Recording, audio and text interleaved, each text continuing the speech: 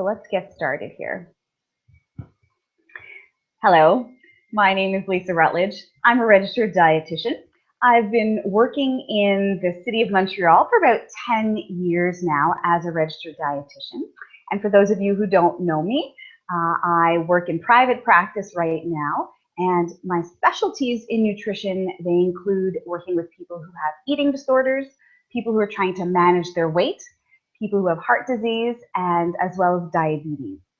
So working in the last 10 years in different areas of nutrition has helped me kind of hone my philosophy about nutrition, because there's many dietitians out there who have a different approach to nutrition, and I feel that my approach is a very down-to-earth approach. I like to eat, and I like to talk about eating, and I like to make sure that I can understand and connect with my clients with the advice that I give. So one of the ways that I help my clients is I like to focus on helping people redefine their relationship with food, because I find that connection with the relationship with food is a really important one. And so that can mean helping people reduce emotional eating. I take a very mindful and intuitive approach to nutrition and to eating. And I find that kind of Zen approach to food helps people make lasting changes to their nutrition and their eating habits. And for today, just a little bit of housekeeping information for you. I plan to talk for about 30 minutes about how we can use food to help fight fatigue. And because I'm both the moderator as well as the presenter, I'll be able to get to your questions after my 30-minute presentation. Some people have already submitted some questions for me, so I'll get to those at the end of the presentation. And if you have any questions, I'll show you really quickly how you can submit them today. I'm going to share my screen with you. And if you take a look at the upper right-hand corner of your screen, you'll notice there's an icon here with 9 little dots in it. If you click on that and then click on the Q&A button, you'll be able to then click on a button that says Ask a New Question, and you'll be able to submit that question to me, and I'll be able to answer it at the end of the presentation. So let me get started here. All right, so one other thing before I begin, just to let you know, this webinar is being recorded and it will be available to watch on my YouTube channel as of tomorrow. And so hopefully that will be up and running and working smoothly tonight. Also, there's a few handouts, a few guides that I mentioned in this presentation, and I will put links to those guides on my website, which is lisarutledge.ca. And you'll be able to go to those and take a look at them, and I can give you the links at the end of the presentation as well. All right, so one of the reasons why I thought this topic of fighting fatigue with food would be interesting for a lot of people is because there's quite a few nutrients and food habits that can either help or harm with feeling good and feeling energized and reducing stress. And you'll see here that I have this vicious circle, this presentation of a vicious circle on my slide here. And what I'm trying to portray to you is the fact that we have a lot of stress coming from our home life, our work life. We could be stressed and fatigued due to lack of sleep. And all of these stressors really have an effect on our eating habits, on our lifestyle habits. So things like skipping meals and drinking too much coffee and eating lots of junk food, not drinking enough water, can really be influenced by that stress. Now, also, our poor eating habits, of course, influence the stress that we're living.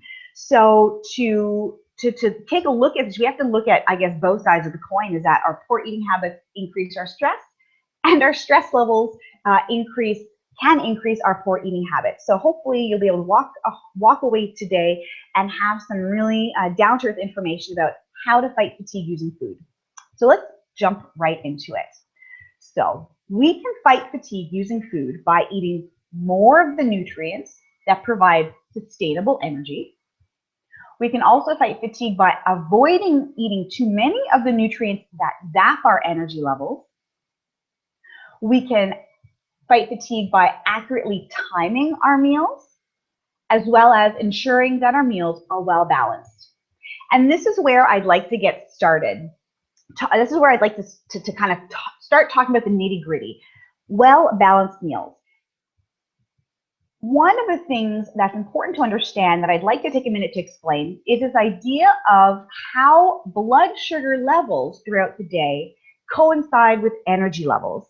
So you'll notice here I have a green line on my screen, and that's representing our blood sugar levels throughout the day. They're low in the morning when we wake up after fasting, and they rise after we eat a meal. So when we eat breakfast, our blood sugars rise and then fall. Lunch and supper, the same thing happens. And this is a normal phenomenon that happens to everybody. Whether you have diabetes or not, our blood sugars rise and fall throughout the day. If you think of energy levels as being similar to blood sugar levels, it'll be a lot easier to understand some of the concepts that I want to talk about today. So energy levels also rise and fall throughout the day. And the reason we eat is to give our bodies energy. So our energy levels coincide somewhat with what we eat. Of course, that's why we're all here talking about this. So this energy levels, they do rise and fall, and the idea is that we want them to rise and fall with less high peaks and less low valleys, if you want to kind of use that way of talking. So if we get back to balanced meals, when we eat meals that are unbalanced, those peaks and valleys tend to be higher and lower than if we were to eat a meal that is balanced. So the difference between our high energy levels or our high blood sugars and our low blood sugars or low energy levels, there's a greater difference between them. And this roller coaster of energy and blood sugars can be very exhausting. At the end of the day, after experiencing high blood sugars and low blood sugars, it's quite fatiguing, and it stresses us and makes us feel a little more run down at the end of the day. So when we eat unbalanced meals, this plays a big part in having very high and very low energy levels. The idea is that when we eat meals that are more balanced, it helps to keep blood sugars more consistent throughout the day. Fewer highs and fewer lows. So you'll notice here that the peaks and valleys are definitely not as high or low. Fewer energy highs and lows means more consistent energy levels throughout the entire day. So I guess the natural next question is, what is a balanced meal? Now, in general, most people in North America, in Canada, we tend to already eat the three main components that need to be present in order to have a balanced meal. And those three components are carbohydrates. Some people call them starchy foods or grain products. Most people include a meat or alternative, or another way of calling that is a protein source at meals. And of course, hopefully, we include veggies at a meal. This is a representation of what a typical meal looks like in North America. The problem is, although the three components to a balanced meal are present, they're not present in the right ratios. It's not a big deal to have an unbalanced meal from time to time, but when our breakfast or lunch or supper are consistently unbalanced, it has a real effect on our energy levels. So you'll notice here on this slide that half the plate is now dedicated to vegetables, to non-starchy vegetables. A quarter of the plate dedicated to grain products or starchy foods or meat and alternatives, as well as the other quarter of the plate to meat and alternatives. Another way of thinking of that is protein. So if you're trying to manage your weight, if you're trying to manage fatigue levels and stress levels, manage your diabetes, if you're trying to reduce your risk for heart disease, this type of eating is right for you. There's really not a client that I can't suggest this way of eating. And one thing I'd like to point out, I mentioned that I'm the type of dietitian who likes to believe that all foods can fit into a healthy lifestyle, and that when we cut out complete food groups from our diet or specific foods, we tend to feel deprived. This type of eating, this balanced meal, includes all the really important nutrients, but also it includes all foods. So when we have a meal that includes veggies with our carbs, with some sort of protein, we tend to feel very satisfied and satiated in our meal because we have something that's perhaps crunchy, something that's kind of chewy, and something that probably tastes good, like rice or pasta. I'm sure we all love those things. Having all three of those things together really helps us manage our fatigue, but also be really satisfied after that meal. So let me go into just a little bit more detail. When I mention the word carbs or starch or grain products, I'm talking about things like rice and couscous. It could be bread in the sandwich, barley, pasta, of course. It could mean cereal in the morning. And it also includes starchy vegetables like potatoes and corn and green peas.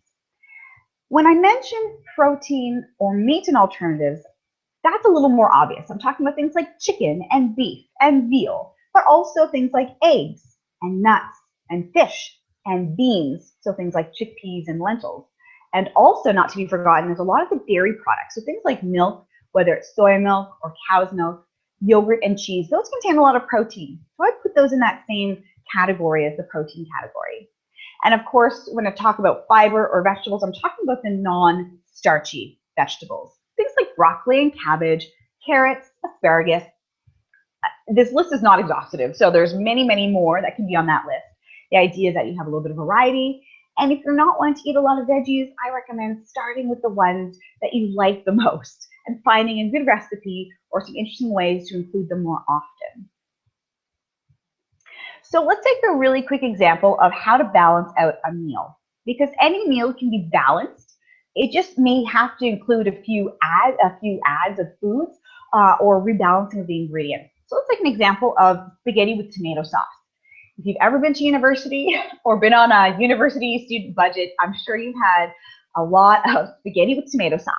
And if we think of a meal of a plate filled with tomato sauce and spaghetti, we're talking about a plate full of carbs or grain products with a little bit of fiber that's coming from that sauce. If we want to make this example of a meal more balanced, we could add a salad on the side to boost the fiber and the veggies in this meal. If you're really gung-ho to increase your fiber intake, you could always change out the white pasta for whole wheat pasta. And the one thing we're missing in this example is a source of protein. So if you were to throw, let's say, slices of chicken into your sauce, or even fresh edamame, or tofu, or fish, that would boost the protein of that meal and make it a little more balanced. So I hope that's clear. A balanced meal helps to fight fatigue because it keeps our blood sugars and our energy levels consistent throughout the day. So the next thing I think would be really interesting to talk about would be the timing of the meals. And I'm not really talking specifics. I don't really recommend being too crazy with exact timing of your meals. I'm really talking about two major things to remember. Avoid skipping meals and trying to eat every 3, 4, or 5 hours. So let's start with skipping meals. When we skip meals, our low energy levels that result from not eating food or not eating energy, they can't be easily recovered. So if you're someone who has no time in the middle of the day to have lunch or have a proper balanced meal at lunch, it's really hard to eat later on and recover all that kind of lost potential for energy. And the other problem with skipping meals is that often we end up overeating at the next meal because we're so darn hungry. It's really hard to skip a meal and to just eat normally at the next meal. So avoiding skipping meals is really important. This includes breakfast, of course. And listen, I could talk for hours about what to have for breakfast and how to include it more often. That's probably for another webinar, but something to consider if you're skipping a lot of meals, trying to find ways that helps to avoid that skipping. And snacks. So eating every 3 or 4 or 5 hours can help keep energy levels consistent, not dropping too far. It can also really help with managing portion sizes at meal times, because when we have a really big gap, say of more than 4 or 5 or 6 hours between the last time we ate and the next meal, of course energy levels can dip, but also our appetite and our hunger can get a little out of control. So including a snack when you're going to have a larger gap than 4 hours between your meals is tremendously helpful with making sure portion sizes are in check, because knowing that there's food to come or more food to come in a few hours and having eaten something a few hours ago, it really does wonders for hunger levels, keeping them in check, as well as appetite. So knowing that you're going to have a snack that comes up can really help you eat a more balanced, healthy meal. So if we get into some of the more specific details, I'm going to talk. Sorry, I keep going back and forth. I'm going to talk a little bit more about snacks in a minute, kind of what should be included in a snack. But for now, let's leave it at that, and I will get on to a little more detail about the nutrients that help to provide sustainable energy. So there are some foods or some nutrients that feed our body for longer bouts of time, that feed our body energy kind of a little more slowly and a little more consistently. And those are the foods that take a little bit longer to break down to be digested. So that includes foods that contain fiber and foods that contain protein. Now, these are not the only good foods in the world. So if there's a food that doesn't contain a lot of protein or doesn't contain a lot of fiber, that's okay. Including fiber and protein throughout the day, at meals or at snacks, can help you feel fuller longer, but it's important to include a variety of foods. So these are not the only foods that are good to eat. They're good to include more often. And if you notice that you're not eating a lot of fiber and protein, something to consider is to include them a little more often. So what are the foods that provide more sustainable energy? Well, one group of foods is low glycemic index foods.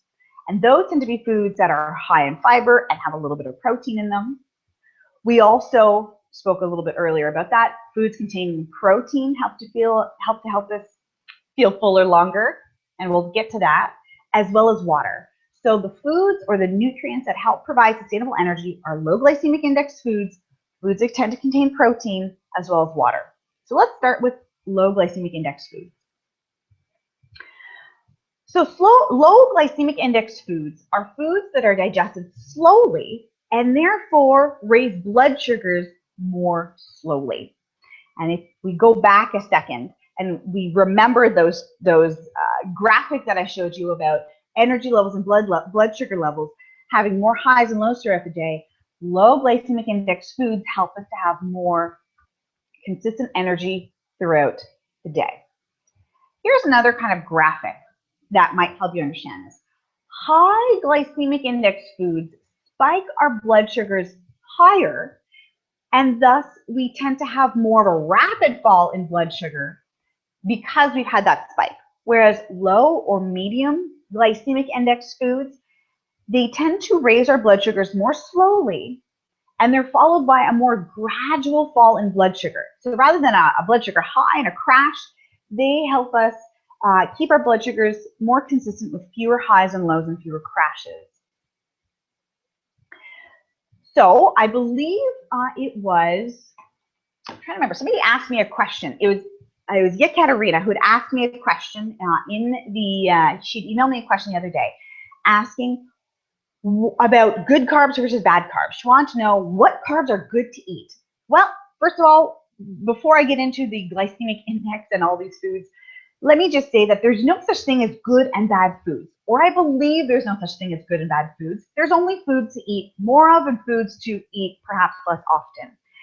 And I think what you're trying to ask, Yekaterina, is that the carbohydrates that are best to help with having consistent energy levels throughout the day are the low and the medium glycemic index carbohydrates. So this includes things like whole wheat bread, but more specifically whole grain whole wheat bread, pumpernickel bread, rye bread. If we're talking about cereals, those that are low in glycemic index are things like all bran buds, oat bran. So you'll notice that bran being the word of the day that helps to indicate if something is low glycemic index. Oatmeal and quick oats are both cereals as well that are low glycemic index and medium glycemic index.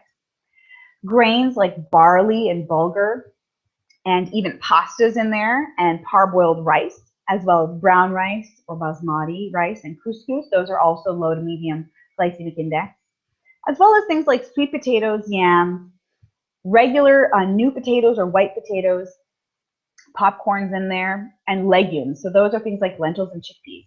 These low glycemic index carbohydrates, if you include them more often, would help you maintain a blood sugar level that is more consistent after meals and therefore provide a little more energy.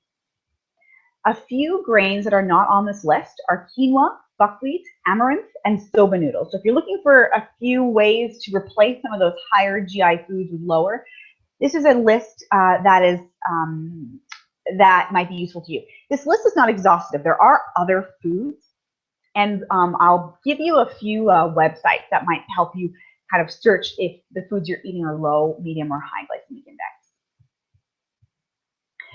So if we move along to the other foods that provide sustainable energy, I mentioned earlier that foods containing protein. Why is that? Well, foods that contain protein, they are more slowly digested, so it allows our energy levels to rise more slowly and fall more slowly as well. Eating foods that contain protein, it's necessary to have them present to create a balanced meal, and they help to keep us feeling fuller longer. So they're more satiating. And I think most of us know what foods contain protein, but I'd like to point out there's two different kind of categories of protein-rich foods. There are some protein-rich foods that are basically just pure protein, and sometimes they have a little bit of fat. So foods like chicken and beef and veal and pork. Things like nuts are included in this category. Fish and fatty fish. I mentioned earlier that cheese also contains a lot of protein. Of course, eggs are here, as well as vegetarian options like tofu and edamame. So these are examples of protein foods that are really only protein with a little bit of fat added. There's also a category of protein-rich foods that are a mix of both protein and carbohydrates. So things like beans, legumes, things like lentils and chickpeas and kidney beans and black-eyed peas, and black beans. They have both carbohydrates and protein in them. So they're already a nice combination of the two nutrients. And of course, milk, soy milk, yogurt also have both a little bit of protein and carbs. Just something to take in mind. It doesn't mean they're bad. It just means they have a little bit of both, which is great for energy levels.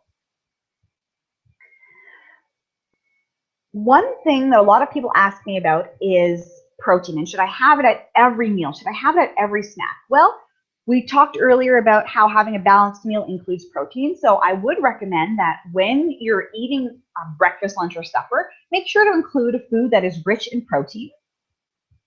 And when it comes to snacking, however, it really depends on your hunger levels and when you expect to be eating next. And I'd like to draw your attention to this whole snacking idea, because a lot of people who have diabetes or pre-diabetes or who know someone with diabetes says, whoa, whoa, whoa, I've been told that every time I eat a carbohydrate or a starchy food, I have to put a protein with it.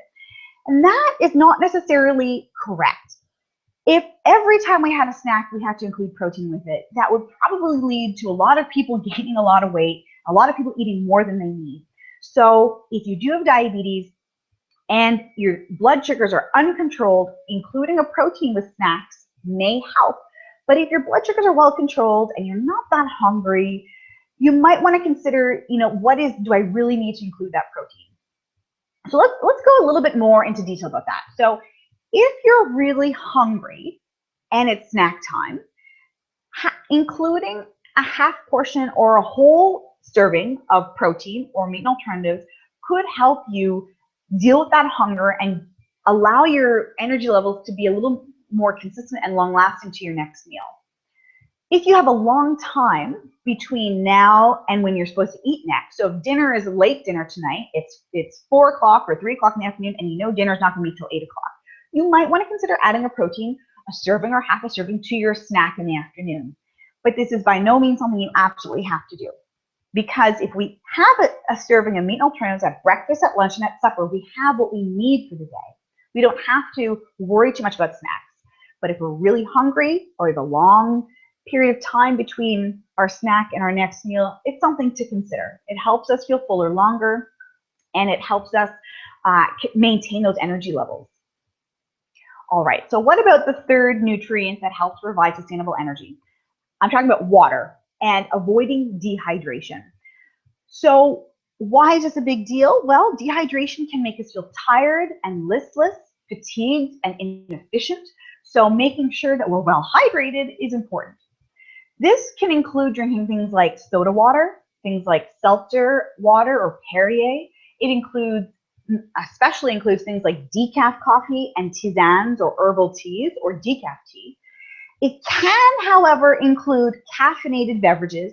It really depends on how much you drink. So drinking more than a mug or two of coffee per day could lead to dehydration. So I guess what I'm trying to say is if you're having a cup or two of coffee or a cup of tea, it can count towards your water intake. But if you go overboard with the caffeinated beverages, it actually does the reverse and can start to dehydrate us because caffeine is a diuretic. It can dehydrate us if we're drinking too much of it. So yes, your coffee can count as water, your black coffee, but going overboard can start to take away from the effects of that liquid. How much water you need can be calculated in a few ways, but the fact that the amount of water we need in a day includes the water that that is found in our food, it makes it really difficult to know exactly how much liquid water you have to drink every day. So that kind of leads it to be a little bit more difficult to say how much water you should be drinking. If you don't have any water restrictions, if your doctor didn't tell you due to heart disease or other illnesses that you have to restrict your water, if you have no water restrictions and you want to kind of aim for 6 or 8 cups of water a day, there's generally no harm to that. It can be difficult for some people. And let me go through a few little tips that might help you be able to drink more water or get into the habit of drinking more water throughout the day. And again, that includes things like soda water, decaffeinated coffee, and herbal teas. So if you're someone who goes to work every day and you're working for about 8 hours a day, if you aim to drink 1 cup of water every hour you're at work, well, that equates to about 8 cups of water. One thing to keep in mind is that an adult who takes 4 big gulps of a liquid, that generally is a cup. So if you're not someone who has a glass or mug or water bottle where you can easily determine 4 big gulps can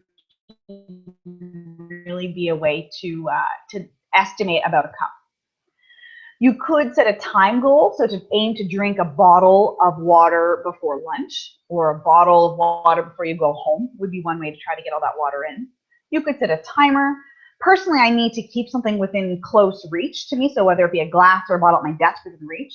And of course, trying to make those beverages more enticing by jazzing up with lemon or even a little bit of fruit juice or treating yourself to soda water. Okay, I see here that I'm quickly running out of time, so let me get through this and I'll get to your questions. So the last major thing that I like to talk about is the nutrients that tend to zap energy and which ones to avoid eating too much of. So of course, caffeine is one of the nutrients I think of because although it may feel like it gives us energy, at the end of the day, caffeine, all it does is prevents us from sleeping and prevents us from feeling drowsy. It doesn't actually perk us up, it just prevents us from sleeping and feeling drowsy. The problem with caffeine is that it has a half-life of 6 hours. And what that means is that half the amount of the caffeine that you ingest will still be in your system 6 hours later. So if we take an example, you drink a large cup of coffee at 4 p.m., which is about 200 to 300 milligrams of caffeine. At 10 p.m., so 6 hours later, 100 milligrams will still be in your system. And for many people, 100 milligrams can interrupt deep sleep. Not only could it interrupt or get in the way of us falling asleep, but it can interrupt our deep sleep as well.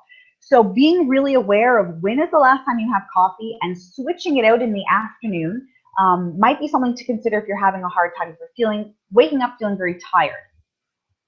So let's go through the caffeine cycle quickly, which is why I'm putting such emphasis on it today. So we drink coffee or caffeine. It could be coffee, it could be an energy drink. We drink a caffeinated beverage late in the day, which can lead to having our deep sleep interrupted. We wake up tired and feel the need for a pick-me-up. So this is the cycle that people can get into whether they're drinking coffee or energy drinks and drinking too much caffeine in the day.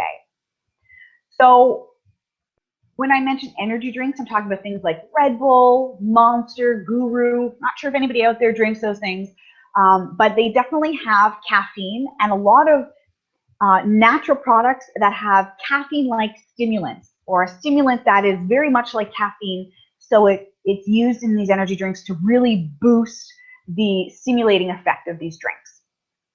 And essentially, these energy drinks are soda and caffeine.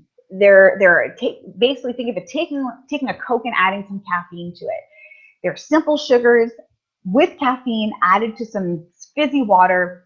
They're thrown into a ginormous can, and it really can mean trouble for a lot of people. My clients are generally more young students who tend to drink a lot of these energy drinks, but parents with young children or other people who have really, people who work in the financial district or who have jobs that require them to work very long hours might also be reaching for these. I would avoid them, to be honest. If you're someone who just absolutely needs caffeine, if you're asking my opinion, I would say to focus on coffee because these are like soda pop, and drinking too much of them can have, a lot of effect on our bone density as well as weight when it comes to eating a lot of calories. The other thing I'd like to point out is often these energy drinks tend to have a lot of claims about having other effects on your health, and there's no science proving that added B vitamins to an energy drink or added other kind of nutrients helps. So if you want the added benefits, I would eat the food that contains the B vitamins or these minerals instead of having this energy drink. So what to do? Ideally, you would wean yourself off slowly highly caffeinated beverages. And what you could do is you could try using a smaller mug to put your coffee in. You could obviously try to switch to decaf or half calf, herbal teas, using something fun like Perrier. I know this is a really tough thing to do. It's not easy to drink decaf when you're used to a good coffee, but it's something to consider. If you're someone who's thinking of trying to boost your heart health, drinking more tea, replacing coffee with some lightly brewed tea can be a big boost to your heart health, because some research has shown that tea can help protect our heart against heart disease. So if that gives you any motivation to switch some of your coffee for tea, hopefully that might help you. So the other nutrient that tends to zap energy levels is simple sugars. So things like sugar or honey or agave syrup, high fructose corn syrup, candy, of course, contains simple sugars.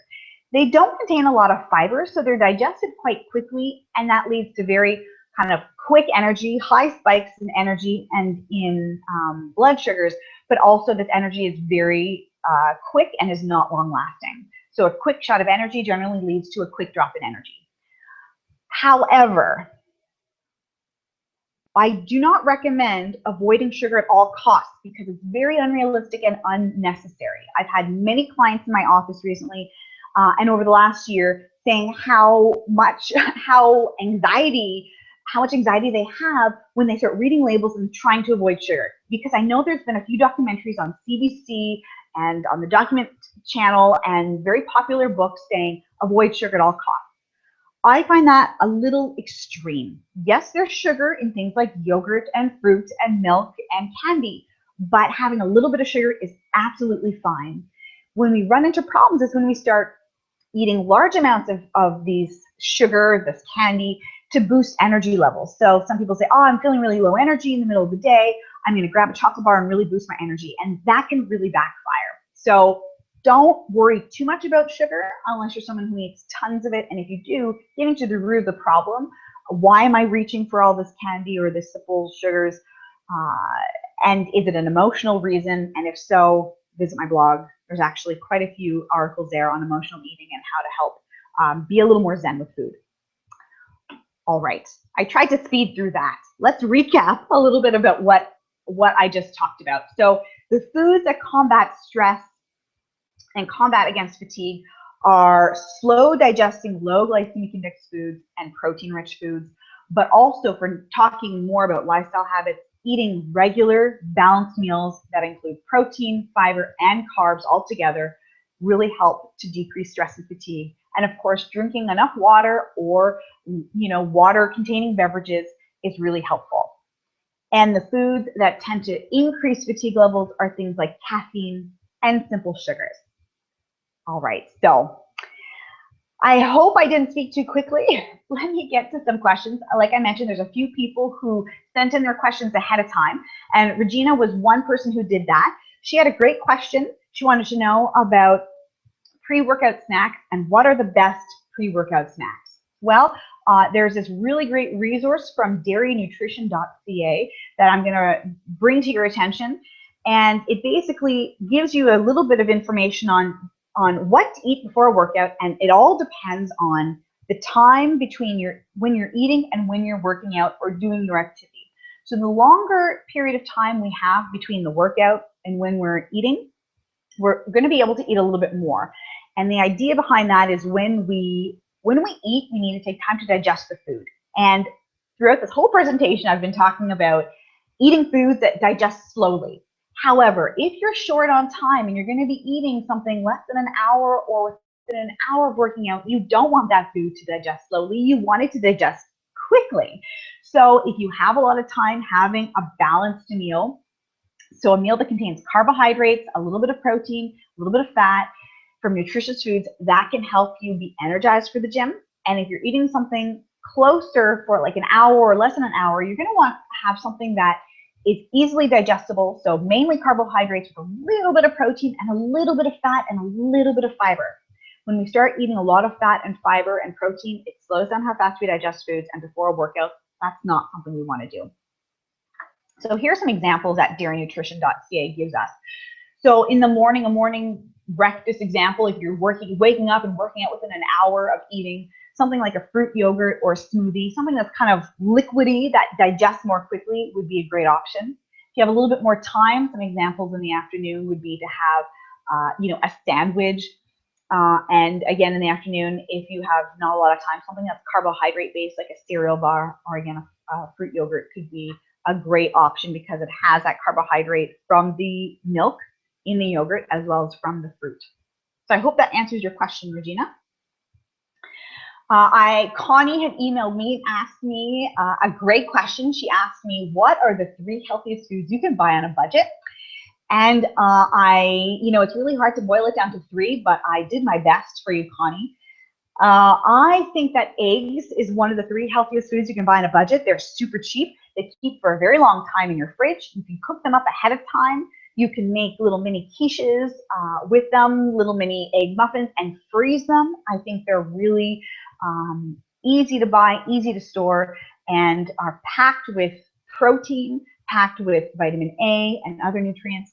They do have some cholesterol, but studies have shown that we don't have to be too worried about cholesterol in our foods. It's more beneficial to focus on the saturated fat. So I think eggs are a great budget buy, as are beans or legumes. So things like chickpeas, lentils, kidney beans, those are really cheap if you buy them. Dried, they're pennies a serving. And if you want to save time and buy them canned, they're still very cheap.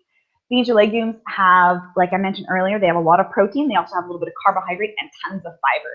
So they make you feel fuller longer. They're cheap. They're easy. Not a lot of people love them. I have to admit, I'm not, a lover of beans and legumes. However, if you find a really great recipe for them, it'll change your world. So if you're looking for a great recipe, go to my website, and I have a dal soup recipe that's super easy and quick and makes lentils just taste phenomenal.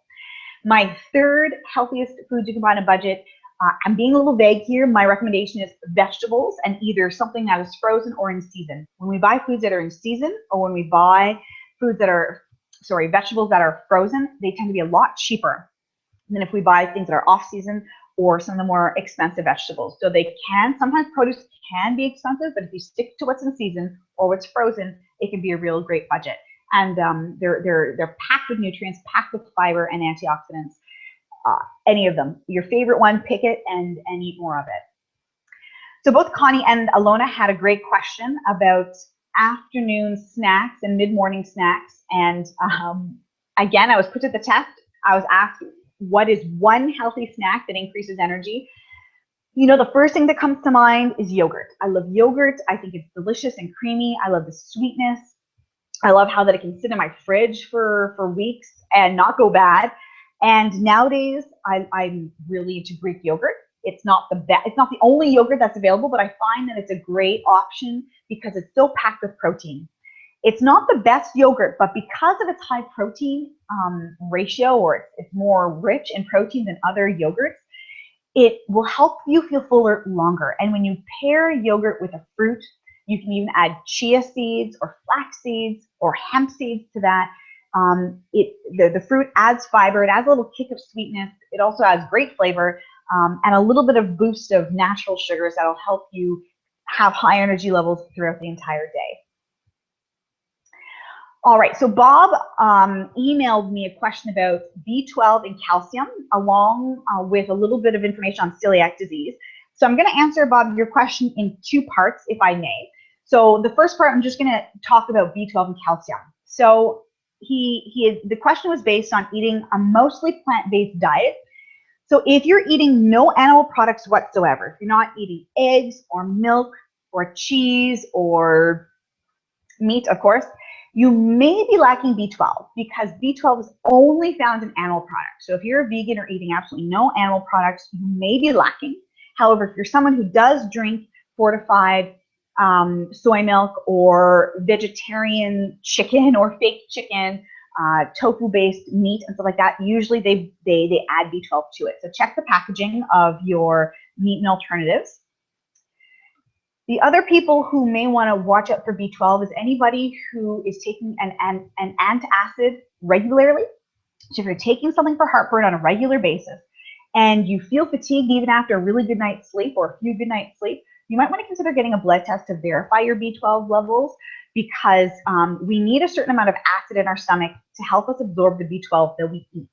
And when we're on long-term antacids, it can affect that, and we might be eating enough B12, but we're not absorbing enough B12. So something to consider if you're feeling very fatigued and you're trying to sleep better and drink more water and eat more low glycemic index foods and eating more protein, you might want to consider taking a blood test.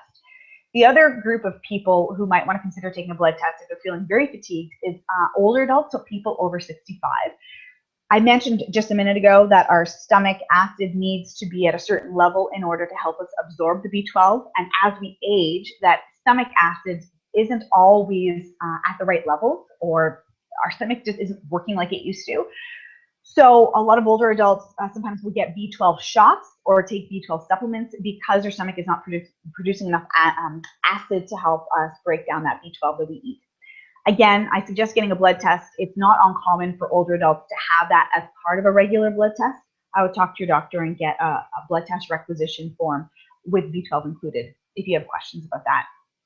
So getting to your calcium question, the biggest thing that, the thing that kind of triggers me with answering this question is the fact that even people who eat a diet that is rich in dairy, so people who are not eating a mostly plant-based diet, even these people generally have a low calcium intake. So it's important to include foods that are rich in calcium or are enriched with calcium and vitamin D3, especially if you're not eating many dairy products. So in general, people are not eating enough calcium. And then on top of that, if you're going to eat a mostly plant-based diet, you're going to want to be careful. So here are some of the needs. So in general, most of us need about 1,000 milligrams of calcium per day. Some people need a little bit more, 1,200. Now, this may not seem like a lot, but if you think of the average glass of milk, so 250 milliliters of milk is going to give you about 300 milligrams of calcium. So about a third of your day's needs in one glass of milk. Most things other than cow's milk and soy milk will have less than that. So this is why the food guide recommends having two to three dairy products per day, is because they're very efficient. They're very jam-packed and rich in calcium and vitamin D3. Things like salmon or fish bones, things like broccoli and almonds, yes, they have calcium, but they have far less calcium, and that calcium is not as well as absorbed. So I recommend you checking out these two websites. Osmosis Canada website has a calculator for your calcium intake, And the Dietitians of Canada has some food sources of calcium that include things like tofu made with calcium, as well as things like collard greens and mustard greens. They do contain calcium, but we're talking about 150 milligrams per day. So make sure that if you're not including dairy products, and just to be clear, I'm not paid by the Dairy Farmers of Canada. I'm not endorsed by them. I don't endorse them. I don't get paid to say this. The fact is that dairy products are the most efficient way at our body of getting calcium, but if you don't eat them, there still is a way to get enough. You just have to be a little more vigilant. And even people who do drink milk should be vigilant as well. So to answer your second part of your question, Bob, about celiac disease. When we have celiac disease, or if we're newly diagnosed with celiac disease, we may be deficient in certain vitamins and minerals because our ability to absorb these vitamins and minerals has been compromised because of the fact that you're eating gluten in the past. When we eat gluten with celiac disease, it affects how we absorb certain vitamins and minerals. So things like iron, B12, vitamin D, zinc, and folate, you're at risk for being deficient in them because of the fact that you're newly diagnosed person with celiac disease. So you're going to want to get a blood test and to see if you are deficient in these vitamins and minerals, and take supplements when necessary to bring that level back up.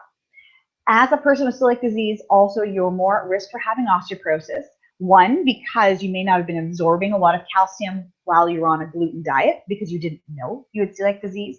And also, studies have shown that people with celiac disease can be at risk for having osteoporosis in the future. So something to consider. No need to panic, but it's something to consider. I would definitely recommend you going on a calcium calculator, figuring out on average what you eat in a day, and if you're lacking any calcium, to either take a supplement or find foods that are rich in calcium.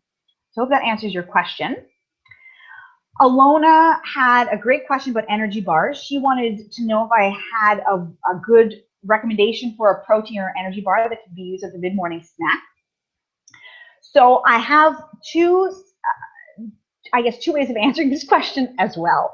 I have here some recommendations on how to pick a good granola bar or cereal bar, and then in a minute I'll get to more specifically protein bars. So a good granola bar or a good cereal bar would contain 6 grams or less of sugar. It could go up to 10 grams. So here I have best, if you're looking for the very best choices. And if you're not able to find the best choices, what are some acceptable levels? So anywhere between 6 but up to 10 grams of sugar is acceptable in a granola bar. You're going to want to have 2 grams of fiber or more per serving or per bar. You're going to want to watch out for the bad fat, the saturated fat, and have 1 gram or less per bar. Of course, ideally 0 grams of trans fat. And protein. If you're looking for a bar with protein, it has to have at least 2 grams of protein, absolutely. If you're not using it as a protein source and you're going to add something else to your snack that is a protein source, then I wouldn't worry so much about it. But if you're looking for something with protein, 2 grams or more is important. And the reason I put calories here is when it comes to protein bars, so if I switch gears here and stop talking about granola bars and start talking more about protein and energy bars, you're going to want to watch the calories if it's being used as a snack, because some protein bars can get pretty high calorie because they're meant for people who are doing lots of high energy, high intensity things. So hiking for many hours, or people who are doing long distance biking and need a really big shot of energy, or even people who are using them as meal replacements. So if you're using this as a snack, try to keep it to around 200 calories. The magazine, the French magazine Protégez-vous, is a consumer protection magazine that we get here in Quebec. And they just recently put out a great kind of compendium or a list of great choices of granola bars. So you'll see here that within their best choices, they have the brand name Compliments here, Enjoy Life, some Glutino bars, and Kashi, which is very popular right now. Leclerc has a bar that seems to have a good amount of fiber, not too much bad fat, not too much sugar, as well as Made Good, which is another brand. To answer your question, Alona, about protein bars, a few of the great brands that I've found on the market is something called Taste of Nature, Luna bars, and Solo bars. These tend to have not too much sugar, not too many calories, quite a bit of protein depending on the flavor that you're buying. And these are just 3 examples of some higher protein bars. There are many others. I recommend you use, I'll go back a second, I recommend you use my list here or my label reading recommendations to find one that's in your local grocery store. All right, Alona had lots of questions. Another question that she had that I think a lot of people are also asking or also ask me in consultations is, what is worse when choosing a snack? Should I choose a snack that's low in fat or low in sugar? I think it's a great question because often when one of those 2 nutrients is low, the other is high.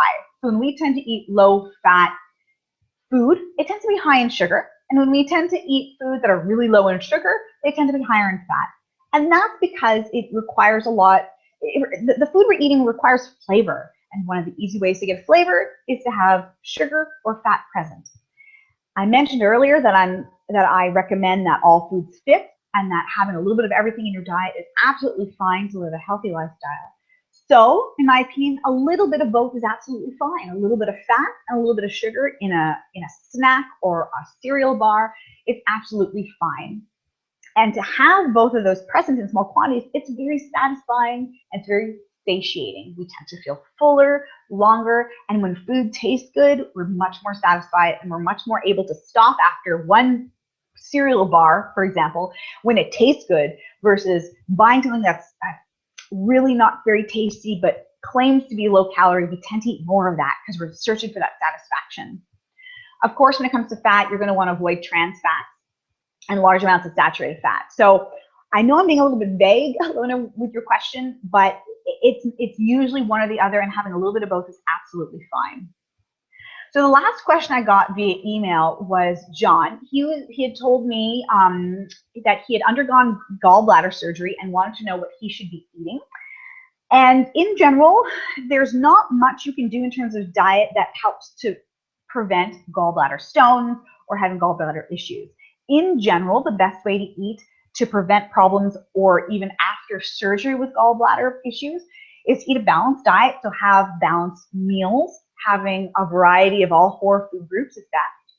You're going to want to go easy on the fat because you may have a little bit of an issue digesting high-fat meals or high-fat foods after surgery. And that's because the gallbladder, its main function was to excrete bile, which helps you digest fat. So the liver can actually take over for the gallbladder and do its job, but having a lot of fat all at once in your intestines can lead to uncomfortable side effects, running to the bathroom especially. So avoiding too much fat can help you avoid having problems with having to go to the bathroom. You're going to want to go, you're going to want to increase the fiber in your diet, and that can help normalize bowel movements if you're having a problem in that area. And that basically means focusing on soluble fiber to help gel up your stool if you're having loose stool. And the other issues have smaller, more frequent meals. So because your liver has to take over with the excretion of bile into your intestines, giving it a little bit of food to deal with at a time is much more efficient and helps the liver be able to keep up with the food you're eating and help you digest it better than having really big meals and having too much fat and food to emulsify with that bile all at once.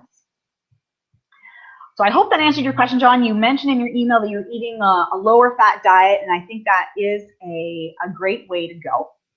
You give me just a minute, I'm going to switch over from my slides and take a look at to see if there's any questions on the Q&A.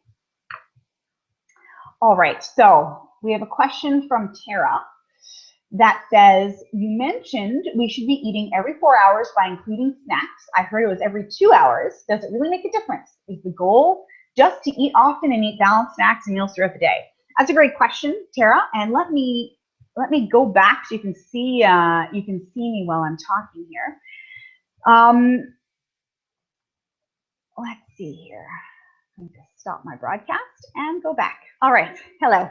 So I did mention eating every 4 hours or so, and I know that the recommendation to eat every 3 hours is also out there. I think it depends on your schedule. If you're someone who just can't eat every 3 hours because you're busy or you're working or you're in a classroom, you're a teacher, then I think it's really important to just be zen about what works for you and choose the schedule that works best. There's no need to eat every 2 hours unless you're a really high-end athlete or you're doing really intense exercise. I think giving our body energy every 2 or 3 or 4 or 5 hours is fine. It depends on what works with your schedule. So let me just make sure I answer your question here. Does it make a difference? Is the goal just to eat often? Yeah, the goal is to just eat often and eat a balanced snack throughout the day. There's no need to go too crazy or to be too worried about the timing of the meals. So I hope I answered your question correctly or to your satisfaction. I have a question here from Jean Viget, who said, what is a good snack to eat before going to bed? That's a great question. It kind of depends. And you might see that there's a little pattern with my answers. It kind of depends. I'm not someone who gives really quick, straightforward answers all the time.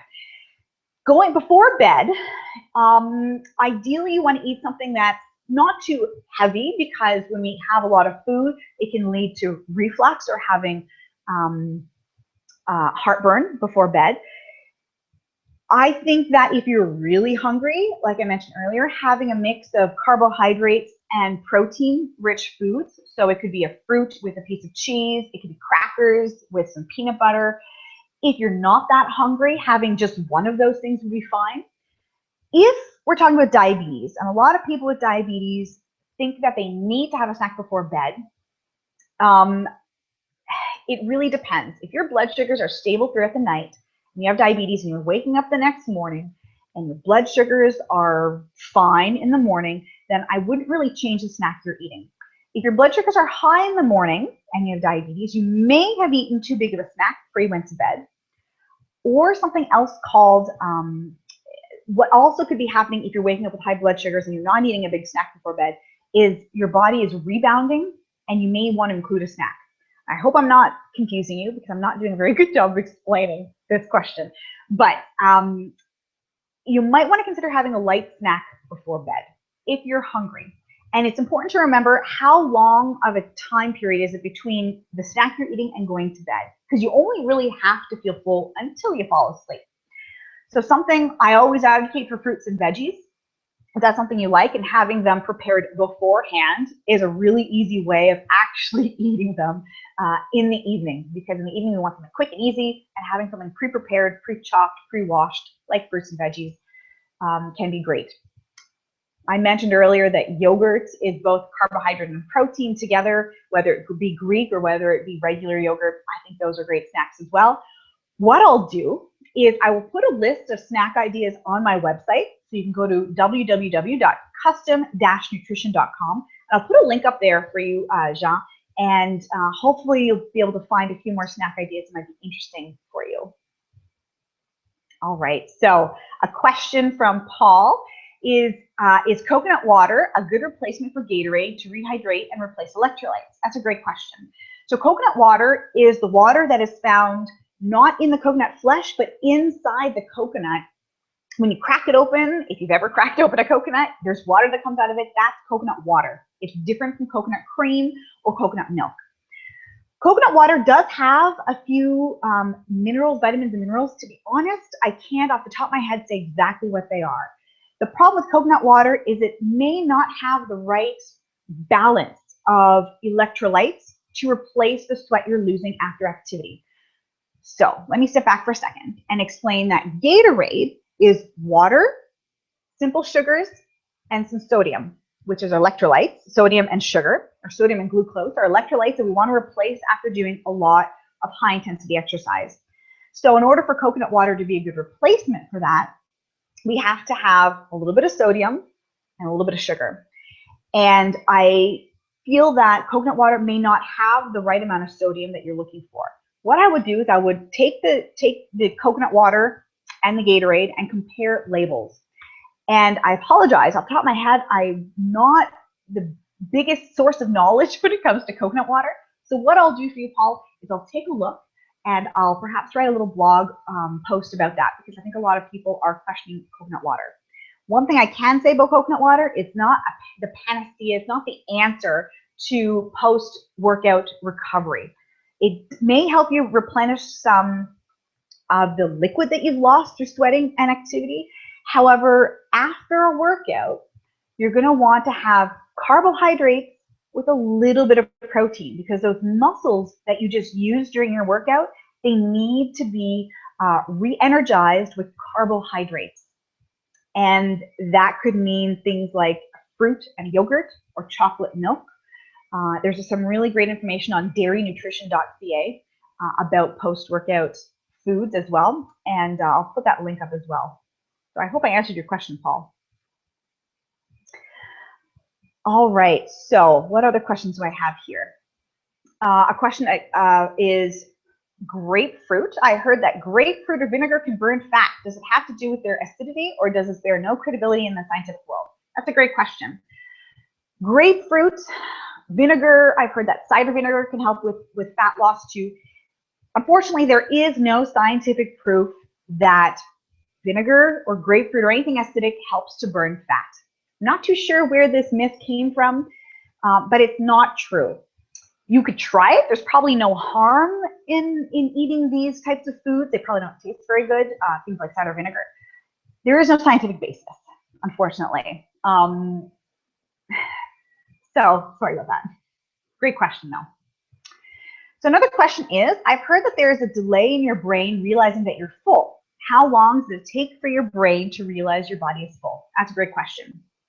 So there is a delay between the time that we eat, that we put food in our mouth and it gets to our stomach, and there is a delay between our stomach telling our brain that our stomach is full.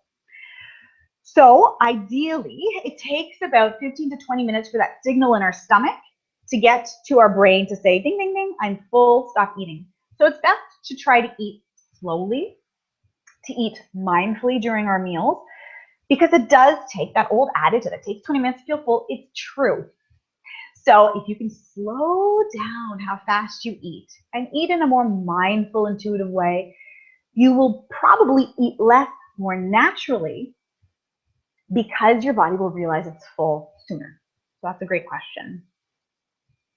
All right, I have another question from Jean. Should we eat more whitefish as compared to tuna or salmon?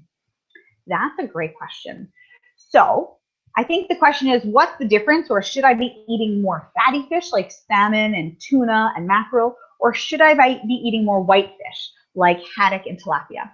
Well, any fish is great for you. It's a great source of protein. It's a very lean source of protein. And when the fish does have fat, like tuna or salmon, it's very good fat. So I advocate eating 3 servings of fish of about 3 ounces. So 3 servings of 3 ounces a week is a great way to keep your heart healthy, to eat a lean source of protein. If you have heart disease, if you want to avoid things like a heart attack, if you have high cholesterol levels, if you have diabetes, and you want to protect your heart from heart disease, it's best to put the emphasis on a fattier fish like tuna or salmon because of the omega-3s. So these fish are considered high in fat because they have omega-3s. Omega-3s help to protect our heart and our arteries against plaque buildup. It keeps our arteries nice and flexible and able to have the blood flow very smoothly through them. So I recommend, if you like tuna and salmon, to eat those more often as well. They have fat in them, and some people will question if tuna and salmon have too many toxins because a fattier fish tends to have a little bit more toxin buildup. If you're worried about that, I would avoid eating the skin of the fish, but having a 3-ounce portion 3 times a week, generally, of tuna or salmon is not going to lead to a lot of accumulation of toxins. Great question. All right, I think I see here a question from John Clayton, but I don't see your question. Oh, sorry, I do see it here. Sorry. Does green tea have caffeine? That's a great question, John. Does green tea have caffeine? Yes. You can buy decaffeinated green tea. However, it has to say decaf on the packaging. The more you steep your tea, so the longer that your tea bag or your leaves steep in the water, the more caffeine your tea will have. So green tea generally is only steeped for a minute or 2, so it probably has less caffeine than a longer steeped tea like black or white tea, but it does have caffeine in it. The amounts will vary depending on how long you steep it for. So if you're worried about that, I would go for a non-caffeinated tea. And from what I understand, a non-caffeinated green tea still has antioxidants and the benefits of drinking tea in that in that decaffeinated version. Well, I think those are all the questions I see here. Just want to make sure I've answered them all. I'll check my email quickly. Excellent. Well, thank you so much for watching. I'm so glad that we were able to meet up online and that you could be a part of our webinar, Fighting Fatigue Using Food. What I'll do is I'll send out an email to everybody who's signed up tonight. I'll send out an email with some of those links. And if you check back on my blog tomorrow, which is custom-nutrition.com, you'll be able to see some of the answers that I have for those questions and some of those handouts that I recommended. If you'd like to view this recording or this webinar again, you can go to my YouTube channel and view it, and it should be up by tomorrow. So if those are all the questions you have for me, I want to thank you so much. Wish you a great evening, and I hope to see you soon. Have a great night.